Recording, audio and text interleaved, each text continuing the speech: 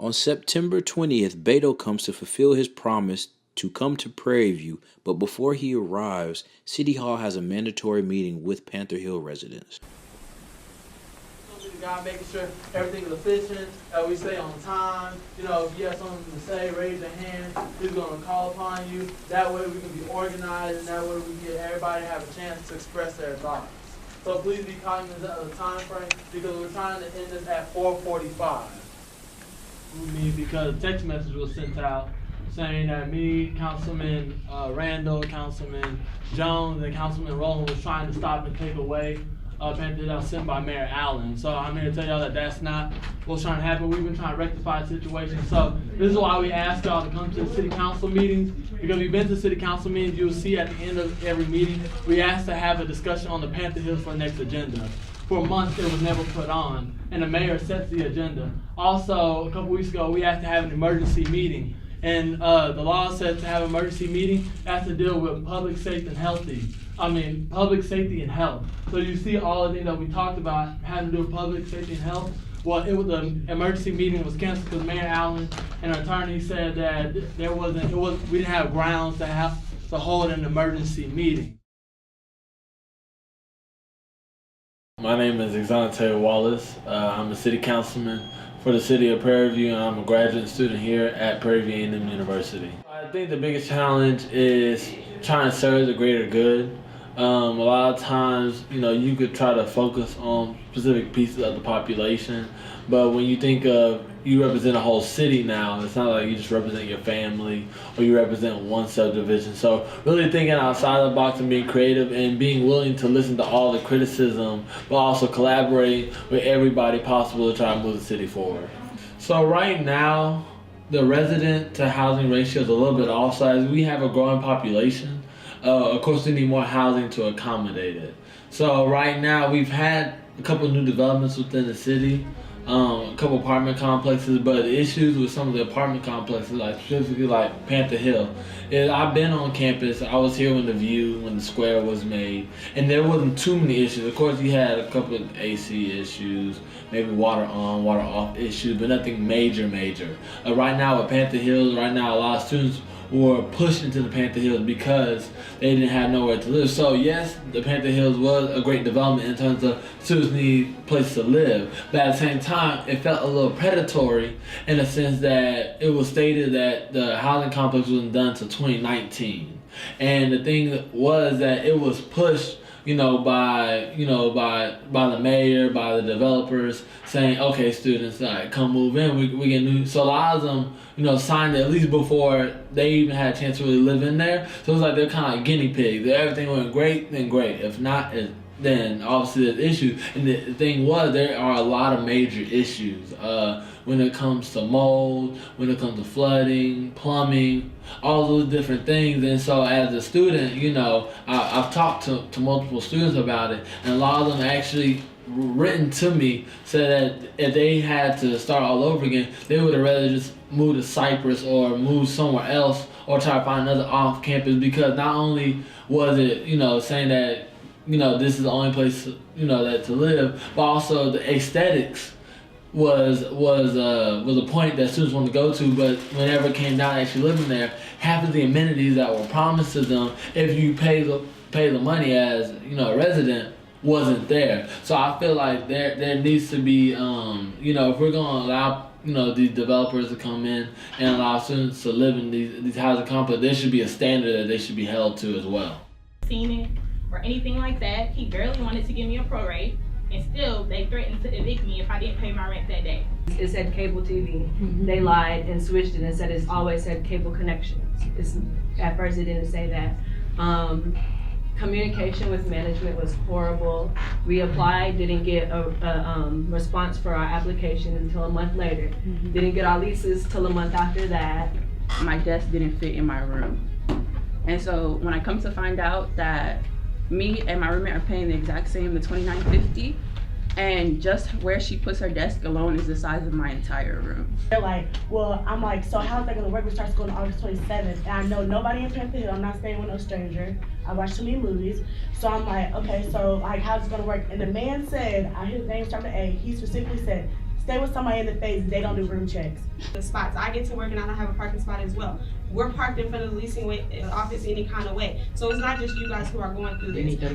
The leasing office, you may not have been in there lately, but they're doing the upgrades. But we are working, we're working in it as well. So it's not something that makes it easy. Sometimes our Wi-Fi doesn't work. So when you're calling, you asking a question, we can't provide that to you if our Wi-Fi is down. The mayor of Prairie View promised students a solution to their housing crisis, but instead they were given more problems and even more dangerous living situations. While Panther Hill was finally being addressed, voting season began to pick up. We're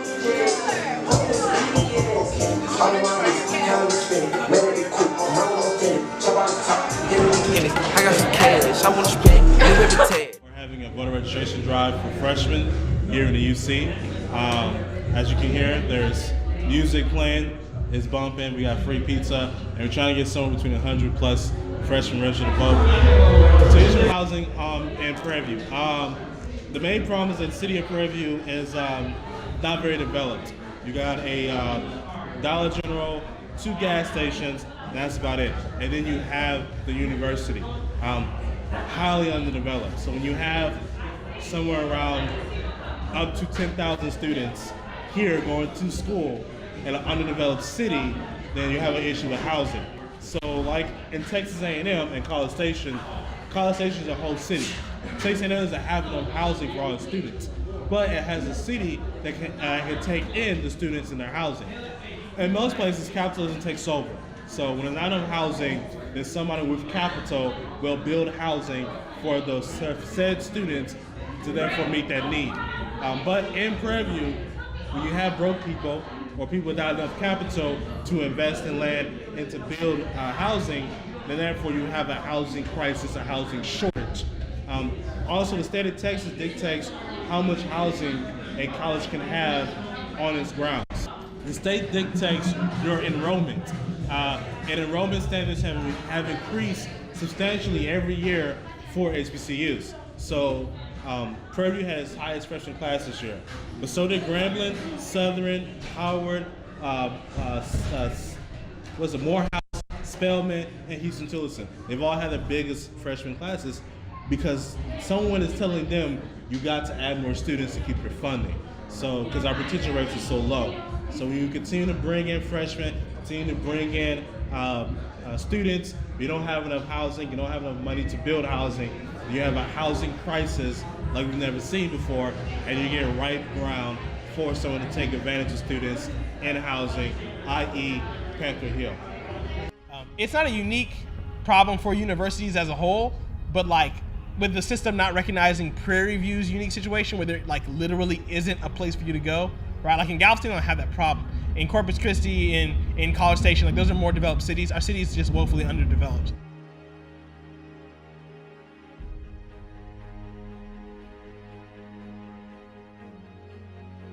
Just finished my first term as first mayor for 2 years and just entering the second term. What I'd like to say is everything this young lady and others have experienced, I totally agree should happen, but I'm gonna take it one step further. We've got, and Councilman Jones, I want to thank you. Just today, because I'd heard about it last week, but I haven't gotten over there, Councilman Jones sent me some pictures on another facility that make, unfortunately, what you are going through, ma'am, look very good. We've got problems in the city of Prairie View, and they are not limited to Panther Hill Apartments. Should the mayor be held accountable? Yes, accountable and responsible. As a public servant, just generally speaking, or at the head of anything, if I'm a head coach of a football team, I might have people that's doing something, on my team that, this person missed a block, this person dropped a pass. But the person who's ultimately held responsible at the end of the day and accountable is the coach. So the mayor being the head person in Prairie View, a lot of just general accountability falls on the shoulders, just generally. However, even more in depth, through Mayor Allen's re-election campaign, Panther Hill was one of his biggest promises that, we're gonna fix his housing and other things. And he was a strong advocate of pushing it through even ahead of timeline. I remember City Council last semester. I lost, me and another student split the vote. But me, as I was campaigning, I was telling people not to move into Panther Hill because I thought I wouldn't be finished in time. So I'm an engineer for the Army. The U.S. Army couldn't build a housing facility as fast as Panther Hill got built. And we build nations. And there's no way we could build a housing facility that fast. Because if you do that, you have the issue, you have mold, because it's not built correctly.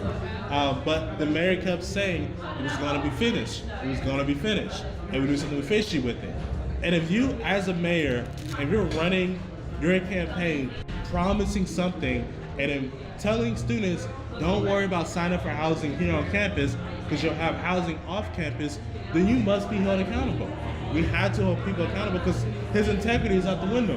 Who can I believe when you are the one telling me this and you're lying to my face? He went to a church, and Darren White said, he's a resident of Panther Hill. He said he came to his church and he said, people talking bad about Panther Hill, but I know the devil is a lie. It'll be ready in time for August. To me, that's a major indictment. And you believe and invested in Panther Hill, and you convinced students to put their money there, so you should be held accountable. Those of us who were out here with Xiao Wallace, who was running, and won, and Dr. Brian Rowland, we knew as well. Unfortunately, you cannot save the multitude. We only have two shoulders in which we can allow other people to stand on, and in which we can stand on their shoulders. So absolutely, he should be held accountable. He's not concerned. He goes home every night to a house that has probably little to no problems. But that's where student leadership steps in. We are concerned about the other students, and so we have to show that in our actions as well. When you have a position of authority, like, obviously there's a lot of responsibility that comes with that. And so, like, when you have the confidence, when you win the confidence of the community, and then you do something just like so irresponsible as this, you are responsible. And so it was built like far too fast, with the amount of rooms that were needed, or that were built, and the amount of time that they needed is literally like quadruple the amount. They took the summer, so like 4 months, to build upwards of 300 rooms. And you know, what was supposed to be a top-notch facility with all these amenities, pool, wet Wi-Fi, all these things. And almost none of it was delivered on, like not on time. It is an active construction site to this day, right? And the mayor is the main proponent selling it. Literally, he hired the students that sold it. He made that a key campaign talking point for himself, to say, I'm bringing the solution to your to your housing woes. None of that's true, just straight lies. So, you know, one, when you lie, and two, when you lie as a government official, it's just, like, you are responsible, it's a problem. And so, not gonna elect him again. I believe the way that we can go about fixing this issue is using our power as students. We're the biggest cohort in Waller County. Because it is a student resident place, we need to really push students who don't even live at Panther Hill to demand that these contractors, that the private company, that anybody involved with Panther Hill, what's going on, needs to be held accountable, first and foremost. And then using our political power to say, okay, if this isn't fixed, like you're not getting into your office, we're going to sue you, and whatever other means and measures need to be taken in order to get the answers that we need. There's obvious issues with it. I mean, there's no reason why feces should be coming up people's, shower, like that's unacceptable, right? There's no reason why students should be posting all these things on social media if it was just regular minute issues. So in a couple of years, I feel like City Council hopefully does we do our due diligence and putting the mayor accountable for telling them to go back and correct some of these issues if there is foundational issue after the inspections are done. Because since it is a private development, if everything passes, the inspection, everything, then we have to leave it up to the manager to keep them accountable. But if it's foundation issue, something that we could have controlled through our inspectors, then it's on us. So first of all, we have to bridge the gap between the community and the university. Prairie View is home to a little over 5,000 citizens, but we have 4,300 beds on this campus, which, give or take, that's how many students that we have actually staying here, and then we have the commuter students that live out there. So we have to bridge that gap first, And once we bridge that gap, it allows for both sides of the playing field to connect a lot easier. Essentially, we can't rely on just Exante or Kendrick to help us out. So students have to be just as involved in getting things to change as they are complaining about things. Ultimately, the university is working with Panther Hill to fix the problem. So plumbing issues, electrical issues, water drainage issues, things like that. They are being repaired because there is activism, and so activism is the main key to all that. People just taking their own time and their own efforts to make sure these things get solved. I believe when there's a problem, there's an opportunity. I would really like to see us as students, black people in Prairie View, come together and be the ones through entrepreneurial steps to start our own housing. Right now, if you look around, you have a few of that. You have a situation like Panther Hill, which are really outside people coming in to build. But I think with us, we have to more so regulate the housing that's coming into Prairie View, with working with the university to build more housing, but also how entrepreneurs think is that if there's a problem, then there's a way with that problem I can get the right resources to make that problem into a business. So whether we're talking about private investors that I hope to be black coming in and building houses for black people and students, or students find a way to come together, to rent out a house to students or whatever have you. I think through our collective will, we can solve that issue in very creative ways. As of now, many of the issues with Panther Hill have been fixed, but students are still without Wi-Fi, cable, and other promised services. This is not just a problem at Prairie View, but at many other HBCUs because of increased enrollment and poorly placed locations.